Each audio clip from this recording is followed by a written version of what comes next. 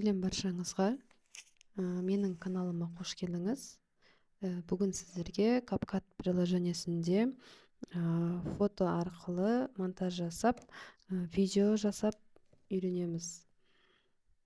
Ол үшін бізге CapCut деген приложение қажет болады. Оны сіздер Google Play немесе App Store арқылы жүктеп аласыздар.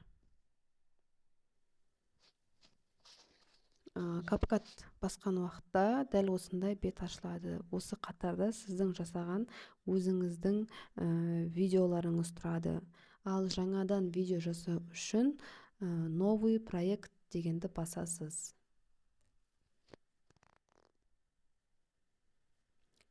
Сөйтіп, осы жерден бізге видео емес, фото қажет. Сол себептен біз фото дегенді басамыз. Осы жерден өзіңізге қажетті фотоны таңдап аласыз.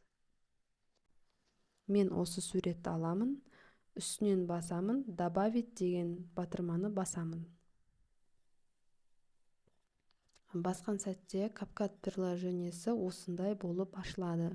Келесі кезекте мына тұрған суреттің үстінен басып, жылжытып, осы тұрған концовка дегенді өшіріп тастайсыз. Ол үшін удалить дегенді басасыз.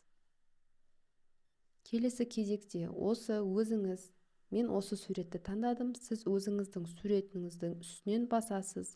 Экраннан емес, дәл осы тұрған осы жерден басасыз. Сөйтесіз де төменде тұрған стиль дегенді басасыз. Басқан сәтте бізде CapCut приложениесінің осындай тегін стильдері бар. Осы жерден өзіңізге ұнаған, өзіңізге қажет стильді басып, жасап аласыз.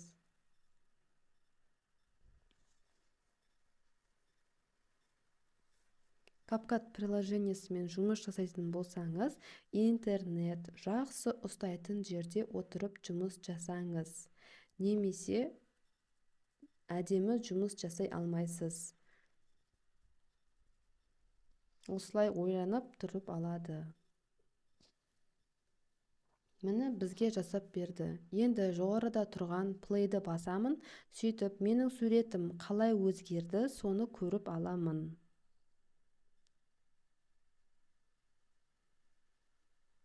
Мінекей дәл осылай өзгерді. Жоқ, бұл маған керек емес, мен басқасын жасаймын дейтін болсаңыз, жоғарыда тұрған осы плейдің қасындағы стрелканы басасыз, яғни ол назад дегенді білдіреді. Жаңағы сіздің салған стильді алып тастайды. Енді біз басқа стильді таңдаймыз. Мысалға, осы стильді таңдаймын, оны да осылай создание деп 100% сізге жасап береді. CapCut приложениесі өзі жасайды. Күтеміз.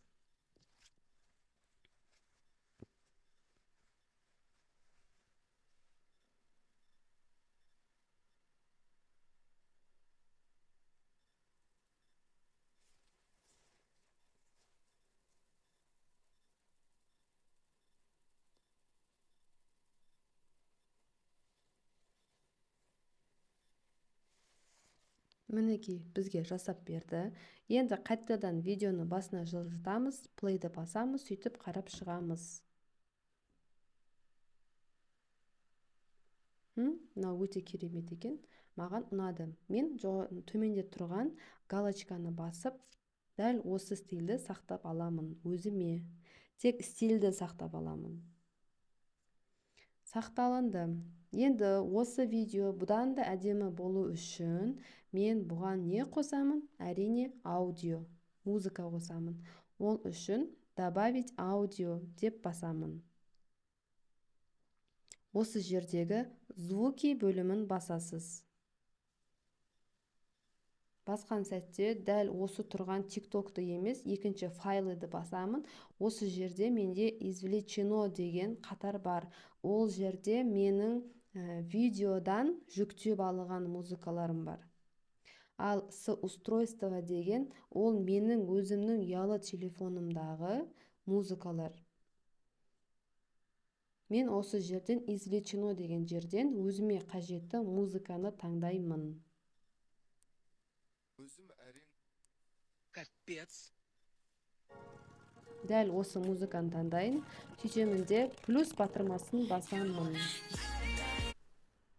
Плюс батырмасы басқаннан кейін дәл осылай маған жасап береді. Егер де музыка ұзақ болып, сізге оны қысқарту керек болатын болса, дәл осылай видеоның соңына дейін әкелесіз жылжытып, сөйтесіз де музыканың үстінен басасыз. Осы көк болып тұр ғой мына линиялар. Басқан сәтте төменде громкость, выцветание деген жерден разделить дегенді басамын. Сөйтемін де осы музыканы артығын қырқып алып тастаймын. Мен разделить, сосын удалить дегенді басасыз. Сөйтіп артық тұрған музыканы алып тастайсыз. Ал егер де жоқ, ол маған қажет, ұнайды десеңіз, жоғарыда тұрған стрелканы басасыз да қайтадан өзіңізге осылай жасап аласыз. Мен қазір міне қайтадан қойып көрейік.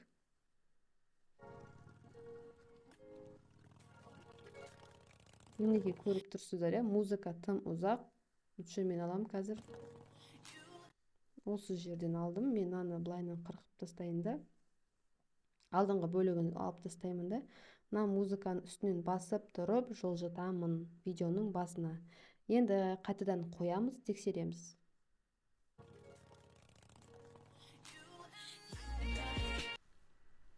Осы жерде енді сәл видеоны жылжытамыз.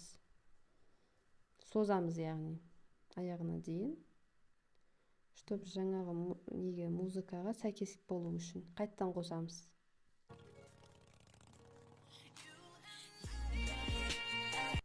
Әдемі болып шықты.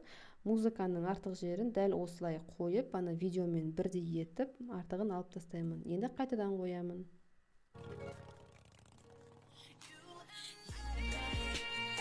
Дәл осылай өздеріңіздің фантазияңызға қарай жасап, пайдаланып көріңіз. Енді осы видеоны жасадым, өзіме ұнады. Жоғарыда тұрған стрелканы басып сақтап аламын. Мінекей біздің видеомыз сақталды.